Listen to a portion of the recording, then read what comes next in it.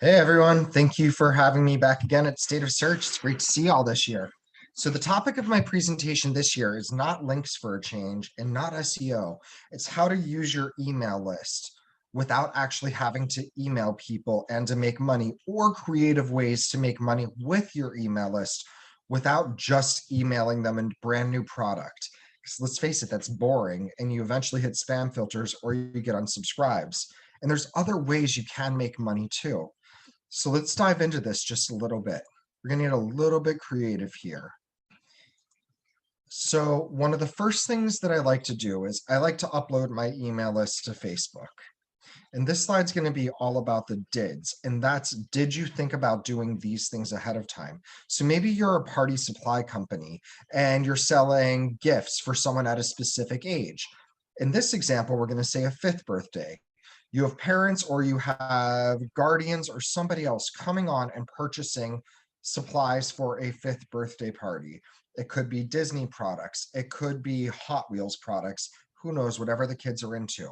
Now, what you know about this person shopping is that they're probably and hopefully going to be celebrating a sixth birthday with that person next year. So you can start uploading the email list of everybody who purchased fifth birthday products in November and start marketing it in late October with sixth birthday presents the following year.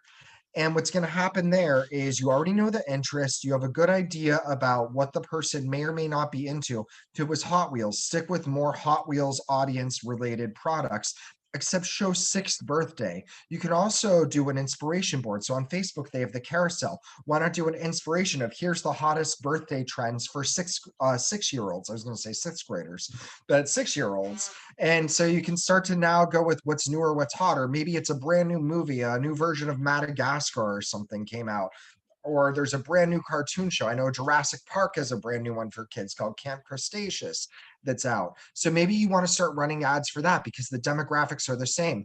And then you can also use that same email list again the next year because hopefully that kid's still going to be alive for a seventh birthday. So all you had to do was get that first customer acquisition in, and now you can make money each year because you know when it's going to happen. The same thing goes for somebody who got married. If they hired you for a wedding, chances are they're going to want to do something for their fifth anniversary or first anniversary. So why not offer them a discount if they do a first year anniversary shoot, or a fifth year anniversary shoot, or for their 10th year? A lot of people do vow renewals and they're going to need a photography. If you're still in business, why not sit there and market back 10 years ago? It's a great way to refill your funnel and keep yourself in front. Plus, as a photographer, you're advancing. So you can run ads now that say, here's a sample. Thank you for letting me photograph. You don't want to say shoot your wedding, but photograph your wedding 10 years ago or 9 years ago. 10th anniversary is a big one. Here's what I've done for other people. Contact me. I'd love to connect with you again. You can also send them a little gift if you want to. So it's a great way to re-engage with people that already are familiar with your work and trusted you with one of their life events already. Another thing you can think about is products that are specific to ages. So if somebody is a parent, they're not shopping off a registry. A registry can be an aunt or a friend or someone. They're probably not going to be buying more kids products right after unless they have kids themselves and you don't know. But if it's a parent that came direct to you, and chances are you're asking that in your checkout process, why not sit there and start marketing after? So if they bought a stroller or a crib just for babies, they're going to need toddler products and you're going to need that. So what you can do is 2 years after they bought the infant or the newborn crib, start advertising for 2-year-old and toddler cribs, toddler strollers, walkers, and toddler products on Facebook. It's a great way to re-engage with people that trusted you with their little baby. That's a hard thing to win for a parent, is trust your child with our products, especially if it's their first kid. And this is a great way to keep yourself in front of them and build the loyalty as they grow. And then maybe you have a complementary company later on where you can then provide the list and the customers as the children grow, and you can get a rev share based off of a lead gen type of campaign with a kids clothing store.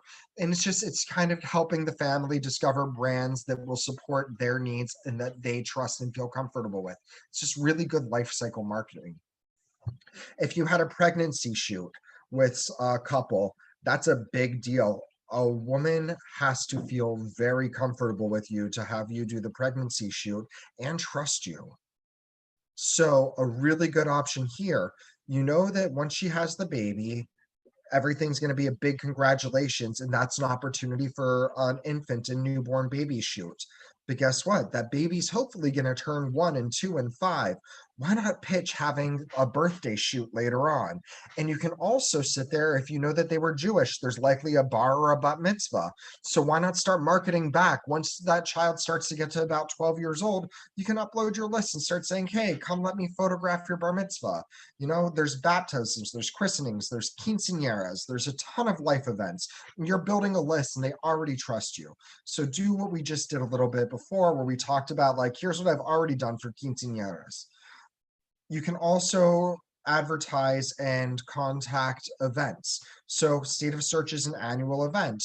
If you're a vendor, why not upload the list and say, hey, book me again for next year now, and you can save 10% or 20%, or we'll throw in an espresso machine if it's a coffee company. There was a really good barista at State of Search a couple times. I think that would be one of the things I miss most about the in-person conference. But you know what? Facebook's not the only social media network you can advertise with using an email list to. Oh, you know what? One more pro tip before we go into that. One of the things I really like to do in lead gen using an email list is, if you have a multi-step form, there's a feature inside Facebook's ad platform that says include and exclude specific URLs. So what I do is I upload the email list, then I do include the very first page on the URL list, then sometimes the second and third page to include, and then I'll do exclude the thank you page. And what's going to happen now is anyone that's cookied by Facebook already, I'm only going to show it to people that are on my email list, have started the lead form process, but have not made it to thank you. And then if I uploaded all of the pages and the steps across, I can just target people who hit that third page and didn't get to thank you. And then I can maybe the third page has something really confusing on it. So I retarget to them. Hey, did you abandon the form? Maybe you were confused on this. It's simple. Come back. Here's how you fill out that information. You can bring them in and get them going through your lead process form. I have to do that. I have a client in the real estate industry, which we actually lost the ability to target on Facebook because of a HUD lawsuit with Facebook. I think Facebook lost 400 million or something. But this was something that worked incredibly well. There were a couple of fields that were confusing where they needed more information. And so we ran ads to explain how to fill out that information. We actually got people coming back and completing the form. It was fantastic. So if that sounds like you, maybe you're a pool installation company and you need people to give specifics about wiring or land and zoning. Well, you can guide them where to do it and get them to complete the forms then. So let's talk about another social network, Pinterest. Pinterest is fantastic, especially if you're in cooking and baking and crafting and all these other niches where inspiration, even home decor and decorating. Real estate's another one that does great on Pinterest.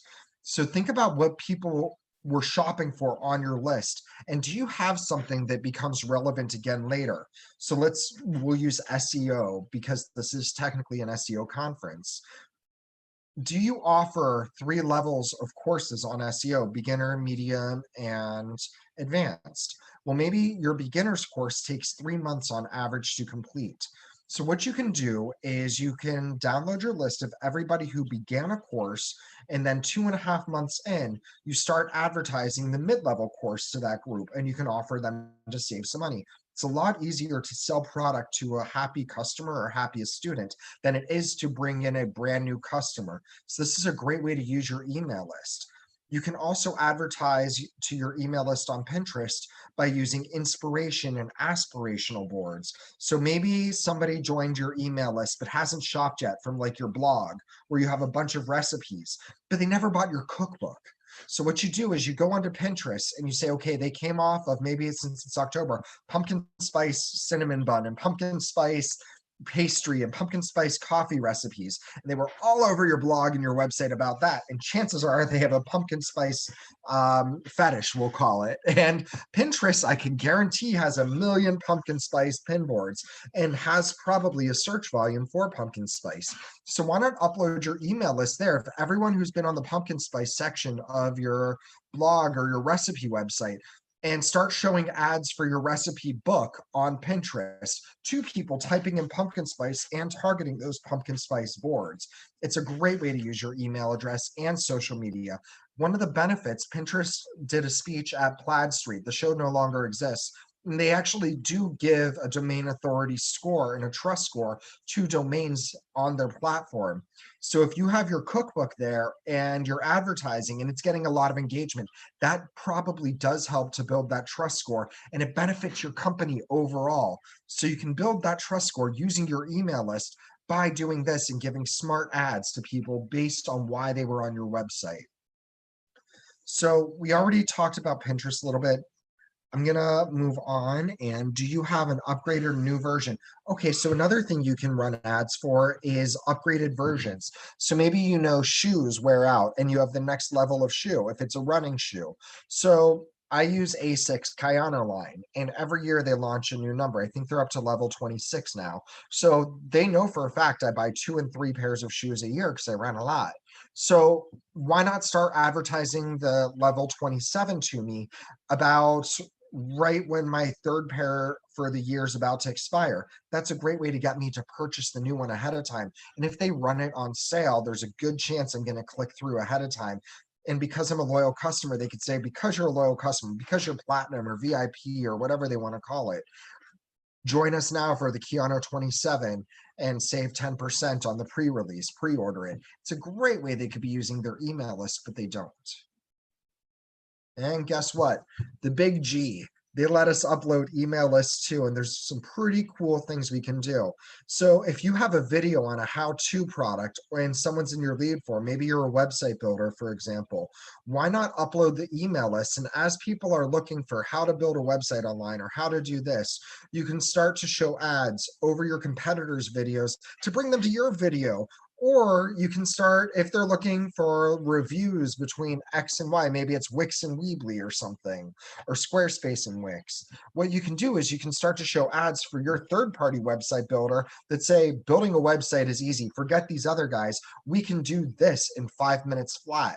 And that's just to people that filled out your email form and lead gen, their email form, and other people's email forms. Why let your competitors take people that you already acquired on your list when you could show the ads that way on YouTube? It's a great way to do it. And then so I have this little timer here. I'm actually paying attention to time because I got yelled at quite a few times for going over, and we only got 6 minutes and 40 seconds left. So what I'm going to do is give you a big bonus tip. If you go to this URL down here, something interesting is that you can show ads to your competitors. So I join all of my competitors' newsletter lists and I fill out their lead forms, especially when they launch a new one.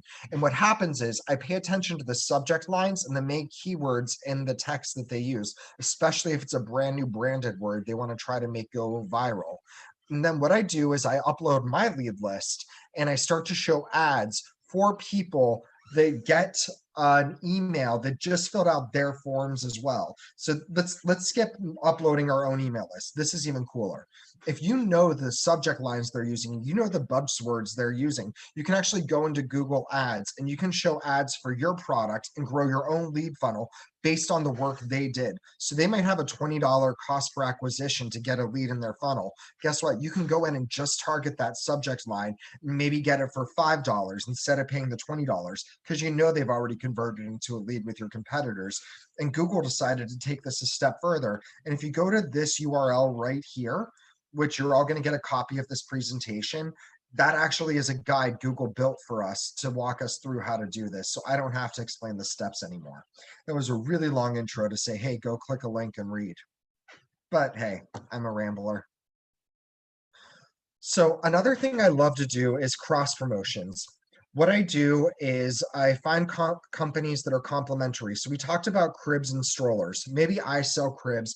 this person sells kids toys and that person sells kids strollers. So why don't we all do a big giveaway or a cross promotion? I'll cover them on my blog, they cover me on their blog, and we email the articles out to each other's audiences and build the exposure for it. Like, hey, we were featured. If I was the Nod and the Bump, they're actually the same company, but they're pretty similar to each other in life cycle and lifestyle. The Knot could email out, hey, go check out this feature of the Knot inside the Bump, and the Bump could do the same with the Knot, or maybe they want to go to Honey Fund, the Knot and Honey Fund. One is for weddings, one's for honeymoons, very complimentary. They could email each articles featured on each other's sites out there to each other, and it builds the audience in a value-adding way and grows, because it's really hard to get weddings and couples and convince them. But if you already have those people on your brand and with your list and they trust it, it's a great way to build loyalty fast. You can also find large bloggers with a large audience. If you don't have the money to afford their media fees, but you do have a large list, you can offer that blogger, hey, if you cover me on your website, I'll email the article to my entire list. Maybe their website has 100,000 visitors a month, and you have 200,000 people on your list with 40,000 that click through. What's going to happen now is you're growing their audience. They're able to build their list. You're getting exposure to their audience, and you can also get some sales from that feature. And on the next page, we're going to go take that up to another level. Basically, anyone that has a similar or complementary audience, you can use your email list to get in front of that audience by trading a promotion, by promoting them to you. It really doesn't matter. They want access to your audience, you want access to theirs. And because they're on your email list, if it was double opt-in, they trust you for some reason. You can use that trust, just don't abuse it. So another thing I love to do with emails is to get PR coverage. Most major media companies at this time are affiliates, or the editors are being held to drive revenue and drive impressions. You could talk to the editors, or you could talk to the partnerships teams, and you can say, hey, I have 200,000 people on my email list, and we get a 50% click-through rate. That's 100,000 people. I think that's 100,000 people. I don't know. I suck at math. But anyways, that's a bunch of people that's going to hit the article. So you can say, if you cover me here, of course, they're going to have to do a disclosure for FTC compliance. But if you cover me here, I'm going to email that email and that coverage out to my audience. I'm going to drive a ton of ad impressions for you. So you're going to profit off this. And then if you also join my affiliate program, for example, you're going to be able to earn a commission and drive revenue for your publication. It's a great way to get featured. And then as an added bonus, you may be able to put their logo as seen and as featured in on your website. This builds branding and this builds trust with an audience that you were featured in a major publication. I do this regularly, and it works like a charm. They need to make money and they need impressions. We want coverage. It's a win-win. You just have to build your audience first and build your list. Bloggers a lot of the time want giveaways and want product. And if you throw in a mailing to your audience, it's going to help grow that blog, grow their exposure and audience too. And you can gain access to their audience. It's also a trusted third party. If your audience isn't converting for you and needs somebody else to talk about you, why not get that blogger to review you and talk about you in a positive way and test your product and service out? And in exchange, you're going to send your audience, maybe you have 20,000 people that haven't converted but are still fresh.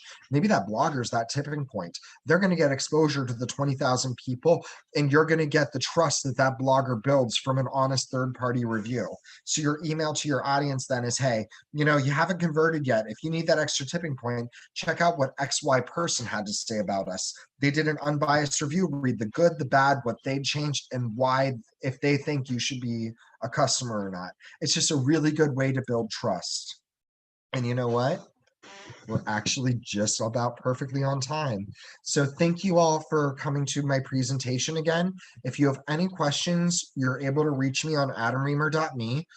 Don't worry about the little thread that I leave on the contact form.